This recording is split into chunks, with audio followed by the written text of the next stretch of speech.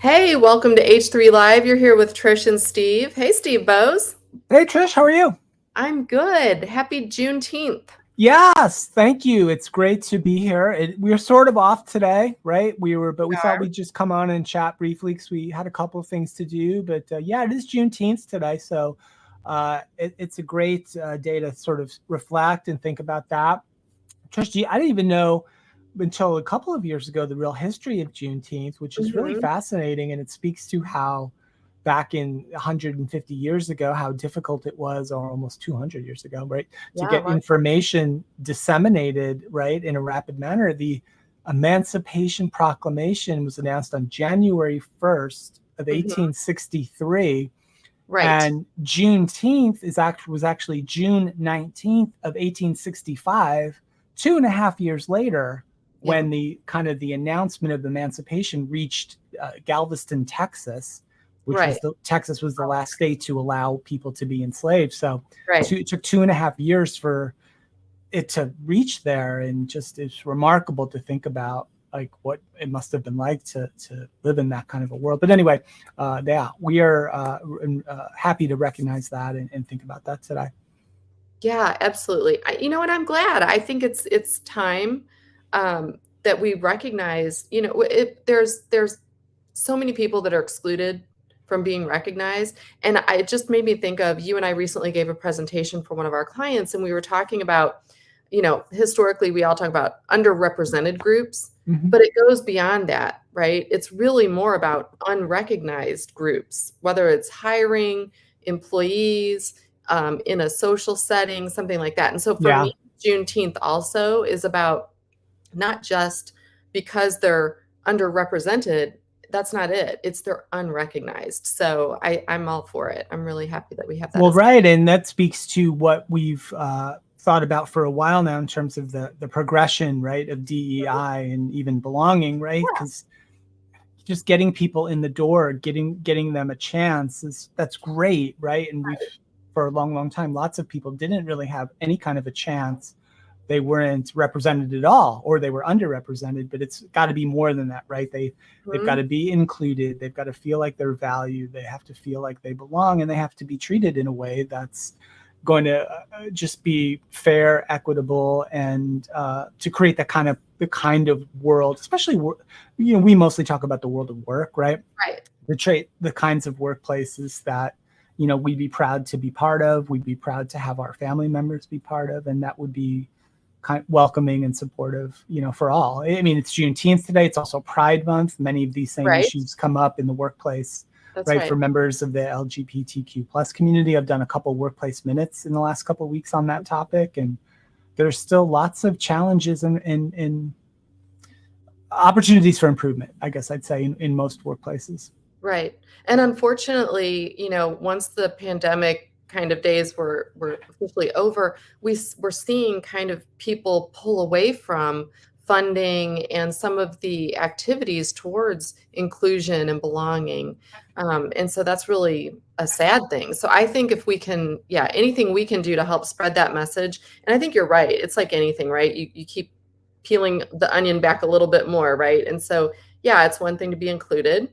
It's one thing to then feel like you belong to a group. Now we're at the next step of we have to make sure we are recognizing people appropriately and in a fair way. So anyway, so happy Yeah. 15th. Well, great. Yeah, it's good to be here. It's been good to check in with you. There's been a lot of other really interesting news going on. You shared this to me, and I'm sure everybody who might be catching this either today or this week may have heard the story, which was the Wells Fargo story, where they Yeah. apparently have sacked a dozen or so workers who were remote and or hybrid workers for the crime of using the quote unquote mouse jiggler Right. technology, right, to simulate computer activity and presence, right? So the old kind of keep your little button green on Slack or Teams or whatever technology they were using. And so these folks were discovered by Wells Fargo crack IT staff, I'd imagine, and summarily sacked. Trish, what are your thoughts though, as an HR person, at least historically, on this? I'm really against it because I think that just it speaks volumes about the culture, right? If you feel like you have to police your employees in mass, right, before you know anything's amiss, I'm just not for that, right? I think if you are a business leader and you feel like a specific person on your team might not be working, address that person. To me, this is a little bit too big brothery. Hmm. Um, and also, I think there's a thing of, for me, I mean, you and I have worked together now for a number of years, but even before then, when I was still in, corporate world and you were as well, I would have been highly offended if I thought that my work and my output was being judged by how often I moved a mouse. You know what I mean? Like so much of the work that, Yeah. especially in banking, so much of the work that you do occurs up here and not here, right? Yeah. So I don't know, is that the most effective measurement of work? I think not. I think it's that work product.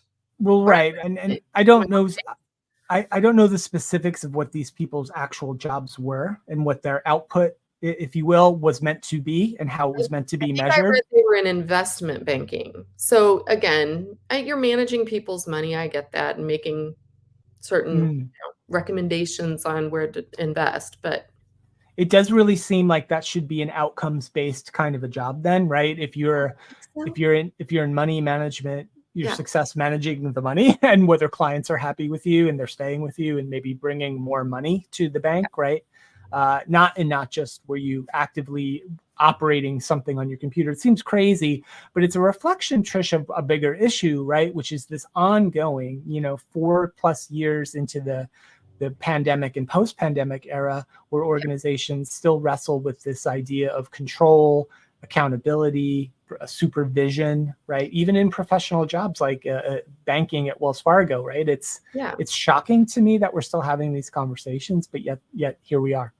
To me, and I could be off base, people please argue with me in the comments if you feel like I am, but I think that's a manager problem. That's not an employee problem, right? Yeah, If the manager has lost control of inspiring people to do good work, if they don't know how to inspire good work and good yeah. results, then that's a manager problem, I think. But, you know, I'm also not an HR leader anymore. So Well, we'll see. Trish, you had one other thing you mentioned to me before we went live, and I'd love for you to bring it up. It was a great story about feedback because I have some things I want to say about it too. Okay, good. So for any of our TikTok fans out there, this was from a person, it's just Marlee, Marlee J. Wilson. And she posted a TikTok of her boyfriend who had just bought some food at Subway, Okay. Vicky's spicy dill pickle chips. So I'll just kind of show on the screen Miss Vicky's spicy dill pickle chips. Okay. They are tasty. I've had them. They are tasty, aren't they? But anyway, so what he did was he called the number, something inspired him to call the number on the back of their, the customer service line, Okay. to call and give them a compliment about how great these chips are. He had just tried them and he was like, these chips are amazing. These, just want to call and let you know. They were so excited because the customer service line only usually gets complaints. No one's calling the customer service line at Miss Vicky's Right. really to, like, say these are awesome. Right. Sure. So, of course, if you watch the little video, the woman on the customer service line is very professional. She's like, "Oh, where did you buy these?" And he tells her and everything. Well, I guess long story short, she gets all of his information, and they wind up sending him like coupons and and chips and like all this swag Right. and stuff like that. Nice.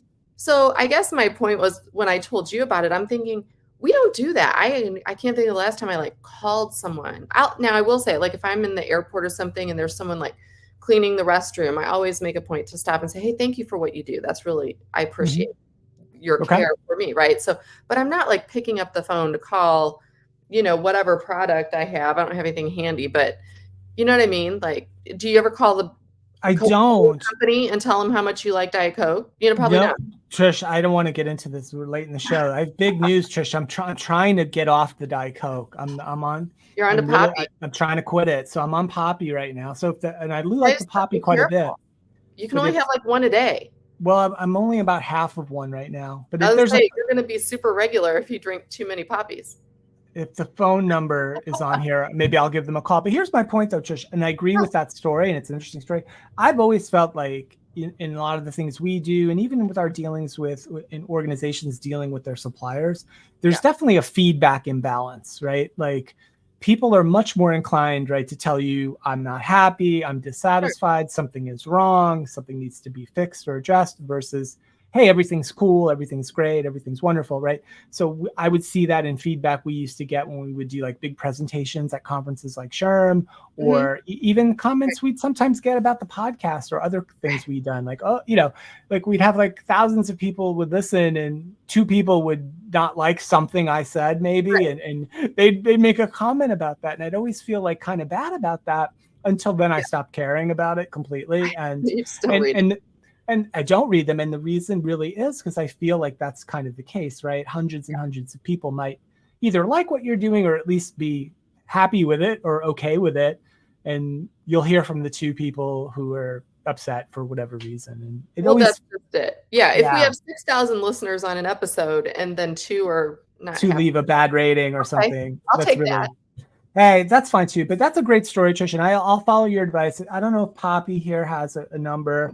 I've become a big fan of the Saratoga water. Maybe they have a phone number to call, but that's what I'll do. So wait, we got a comment. Phil on Hudson, it says, I'm going to show this up here.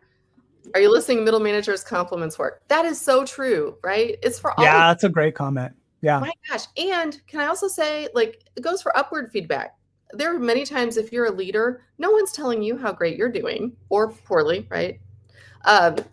Just tell somebody, pick one person today. That's my challenge for everybody today. Pick one person, one company, something. Call the number. If you're off work today for Juneteenth, then tomorrow when you are back in the office or back at work, tell somebody at your work you appreciate them. I love that. That's great advice, Trish. Appreciate that. Let's enjoy the rest of Juneteenth. How about this? Let's take the rest of the day completely off. Completely off. I know. We had to work a little bit because we wanted to come on and say hi to everybody. But yeah, and hey, everyone, thanks for listening. As always, we've got a lot of fun things coming up on the podcast. So check us out at hrhappyhour.net. It is our 15-year anniversary of the podcast, and we have a fun show we just recorded with Tom Hammond. It's coming out soon. He's been a longtime supporter of the show, and we were grateful to have him. And we have 2 really fun shows coming up. One is going to be, and I'm going to say who, but a handful of people, the OGs of the HR Happy Hour.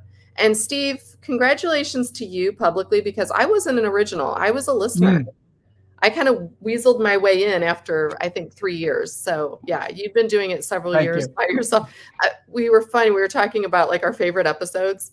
Like all my favorite episodes are ones I wasn't even on the show yet. So what does that say for you? There you go. I love it. Now it's been fun, and it will continue to be fun. Some super exciting things going on, and stay tuned. All right. Thanks, everyone. Happy Juneteenth.